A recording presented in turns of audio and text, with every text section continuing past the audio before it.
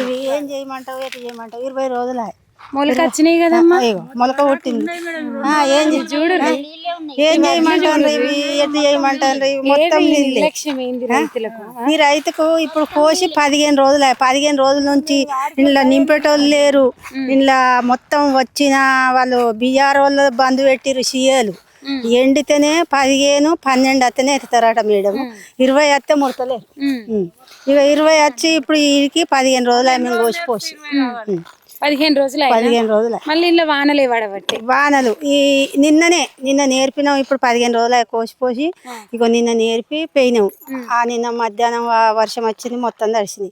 ఏం చేయాలి, మొత్తం మర్రేసినా ఇప్పుడు వచ్చి సప్లైకి ఏం మర్రేసినా కిందంతా తడుగుసే ఉన్నాయి కదా, కిందనే తడిసి ఉన్నాయి. ఇప్పుడు అంతా మళ్ళీ మొగులు పుట్టింది, మర్రెత్తి ఏం చేయాలి, రేపు రాసి పోసి ఆ కింది ఇస్తా అని ఒకదాన్నే ఉన్న సార్ నాకు కొడుకు ఊరికి పోయిండు, లగ్గం పోయిండు.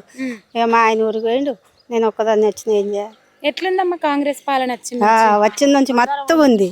ఇక రైతు బంధు 50,000 తెచ్చినాం. 50,000 తెస్తే 50,000 రుణమాఫీ 75,000 ఉందట. అది కట్టేదాకా ఇయ్యరట. అది కట్టుకుంటలేడు, రూపాయి ఇస్తలేడు. ఈ రైతు బంధు ఇప్పుడు మాకు 4 ఎకరాలు ఉంది మా ఆయనకుండి. ఈ వరకు అది రూపాయి వల్లే. రూపాయి లేదు. 4 ఎకరాలు ఉన్న వాళ్ళకి రూపాయి లేదు. 1 ఎకరం 2 ఎకరాలు ఉన్న వాళ్ళకి వేసిర్రు. ఇక మాకు రూపాయి లేదు. ఇక తిరుగుడు. ఇగో ఈ పంట పండించి ఇప్పుడు 1000 పెట్టుబడి పెట్టినాం చేసి ఇక తెచ్చి పోసినాం. ఇక వీటితోటి ఎడతాను.